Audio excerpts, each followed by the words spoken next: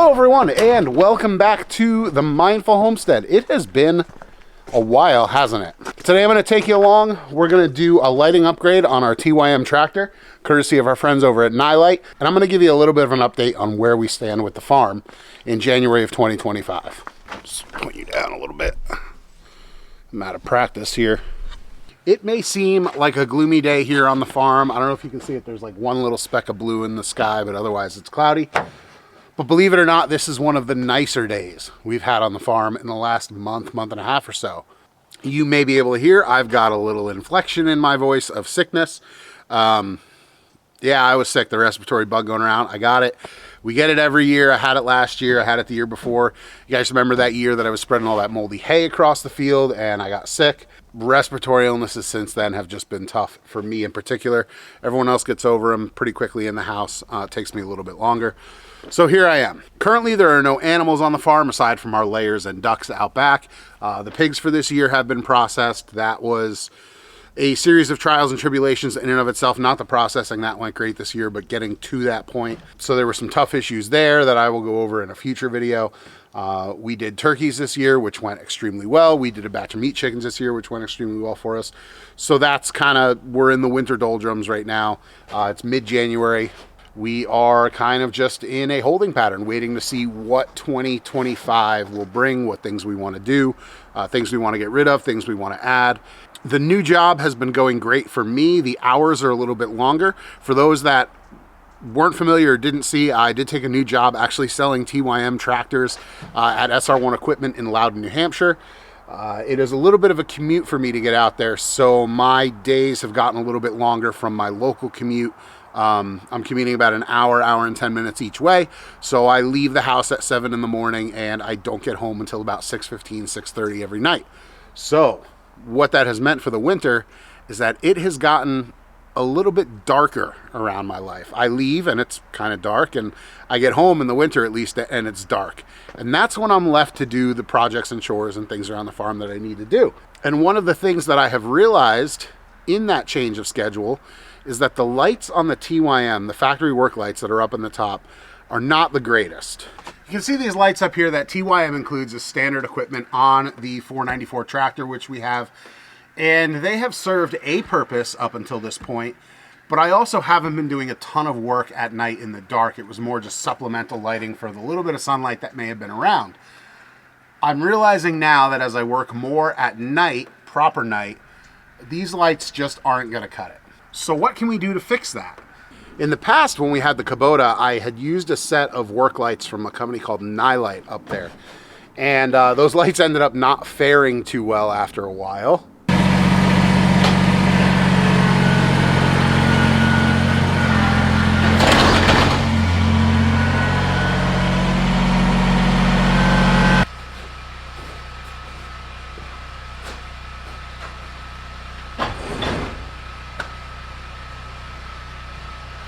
Well, don't be like me, folks. Due to no fault of their own, it was my fault. But as it just so happens, around Christmas time, Nilight reached out to us through the channel, and they said they'd be interested in doing a collaboration with us if we had any ideas on something that could work, whether it was something for the truck, something for the tractor. And my response was, I've actually been thinking about upgrading the work lights on my machine. And we went back and forth a little bit. We decided on what would be best, which would be these 6.5 inch, 36 watt LED pods. Bars, kind of cross between a pod and a bar. They're a little bit bigger than a pod, but it's not quite a bar. And we're gonna work on installing these into the tractor. They are actually very comparable wattage, so the current draw is going to be just fine. I don't have to change any wiring or anything. We're going to install these onto the TYM, and we're going to make that work. What I wanted to show you about these was that these are all extruded aluminum bodies, aluminum extrusions, so they have heat vents in the back, keeps these LEDs nice and cool. They're going to last a long time. They have an adjustable track system here. Let's see if I can get that for you. They have an adjustable track system here where this block slides left and right depending on what your mounting requirements need, and you can actually tilt the lights up and down. You can flip this thing around. They have stainless steel hardware. I was impressed with them on the Kubota, and I'm impressed with them here as well. One thing I did do is that the bulbs that are in the TYM lights, there is a standard fitting you can have that matches the bulb socket, which is this right here. I purchased these on Amazon, and then I wired them into the factory pigtail that comes off of the Nilight lights. I recorded me installing this pigtail in another video, which I'll cut to right now. But one of the things I want to mention is I knew the installation of these lights was going to be super easy, so I wanted to throw a little bit of a monkey wrench into the equation. I wasn't going to do any soldering in that connections. I wasn't going to use a heat gun to use my heat shrink tubing. I was going to electrical tape things. I wanted to do it with tools that pretty much anybody has. Maybe you bought a tractor and you're not so mechanically inclined, but you still want to tackle a project like this. You don't have a soldering iron. You don't have a heat gun for heat shrink tubing. I wanted to do it kind of the way most general lay people would do it. So let's cut to that part right now, and then when we come back, we're going to be set up on the tractor and we're going to be installing these things. All right, we're going to be installing these H8 adapters onto these Nilight light bars, and we're doing it with super basic tools so anybody can do it. I've got a pocket knife, a cheap set of needle nose pliers or a multi-tool, a lighter, these weatherproof butt connectors. I got a Tractor Supply.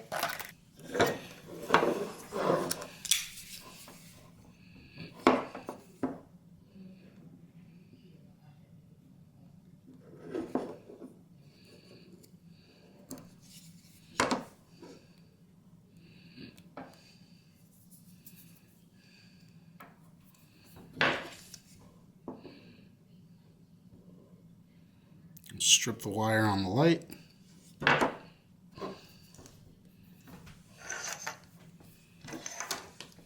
These come pre-stripped. Now you could solder these connections. I have a soldering iron and everything. I need to do that, but I wanted to kind of show how anybody with a tractor could do this, even if you're not a big tool or electrical guy. Now you can use like basic pliers like this, needle nose pliers. I find you get more leverage with a pair of Leatherman pliers. This is a little bit shorter on the Leatherman here, meaning you get a little bit more pressure put down on it versus this. You can see the difference between the two. Less pressure on this means your wires might pull out.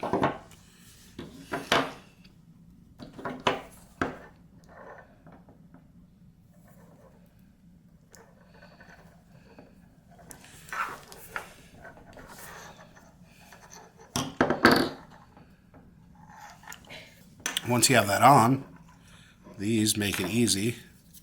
Just a lighter. You can use a heat gun if you got it, but if you don't,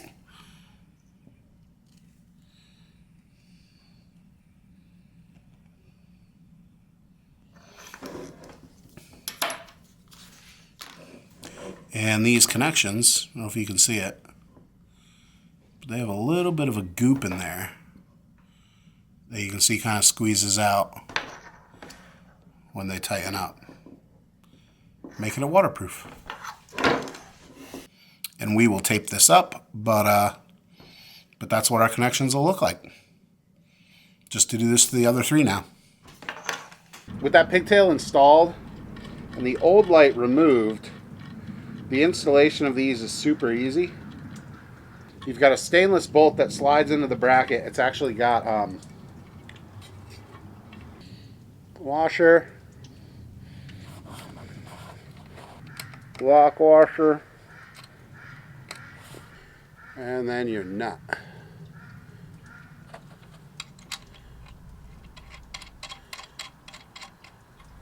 The bracket Nilight actually has some knurls in it to hold the nut or to hold the bolt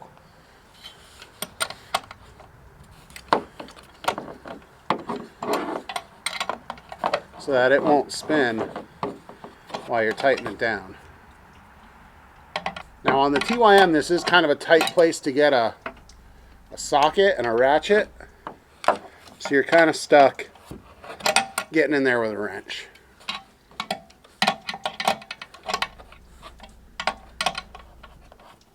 You've got it mounted on a bracket on the tractor, but if you want, you can just bend a little.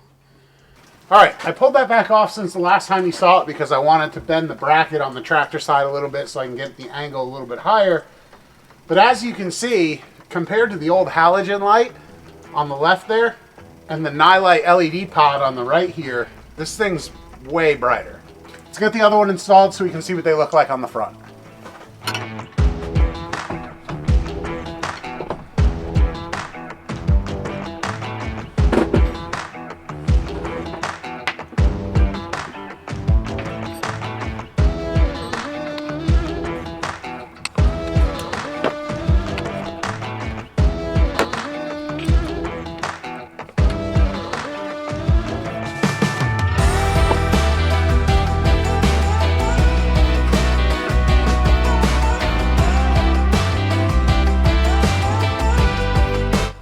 It kind of helps with the roof on here.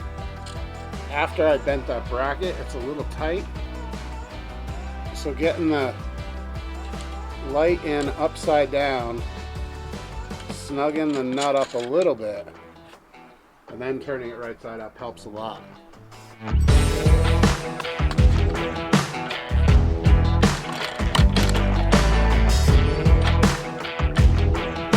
All right, let's move to the back. Now for the ones on the back here, I did have to invert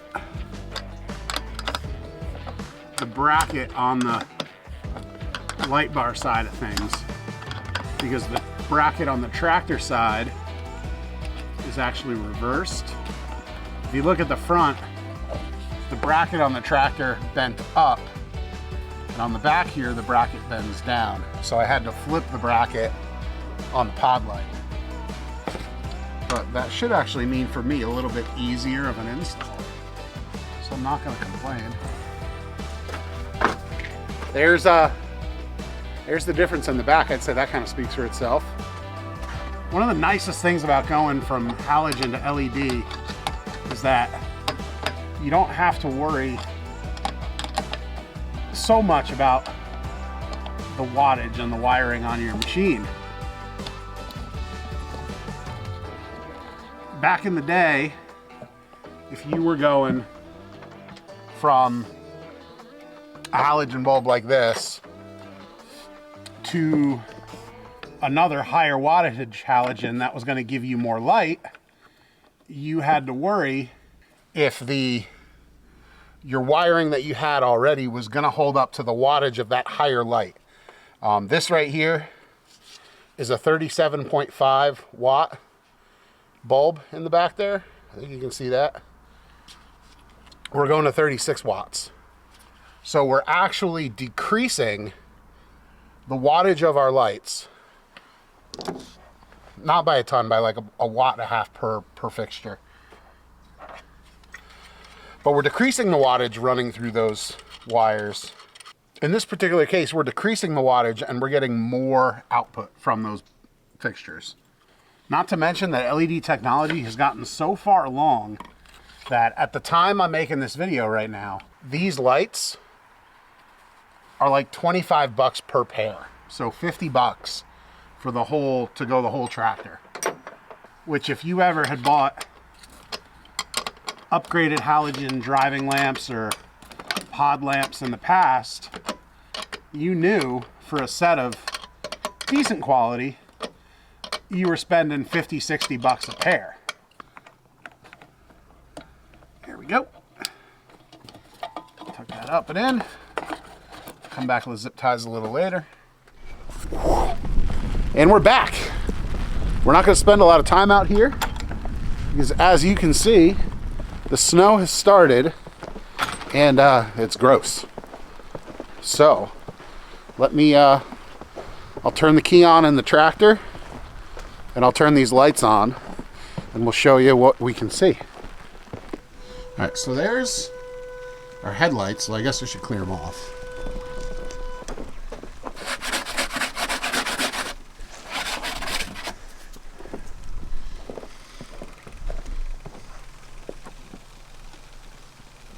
All right, so there's standard headlights, and there is with our work lights. Wow.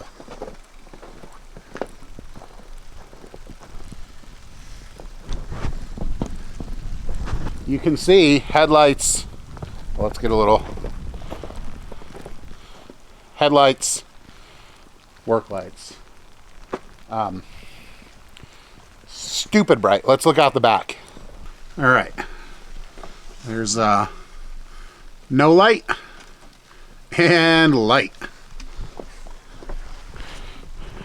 Wow. That's super nice. There's floodlights on my house, and then there's the lights on the tractor. They are very bright. And they double as awesome filming lights when I'm out here at night, I guess. I will keep you guys posted on how these things go. These particular lights here, they feel just as well built as the other ones I've used in the past. These lights here, they feel well built. The price on them's right. I'll leave a couple Amazon links down below in the description to where you can get these. If you have a tractor that has halogen work lights up on the cab, definitely swap them out, because these things are infinitely brighter than what we had with the halogens that were up there. And working at night, dealing with the snow early tomorrow morning before I have to get up and go to work, it's going to be way nicer with those. As always, thanks for watching, everybody, and have a great day. Bye.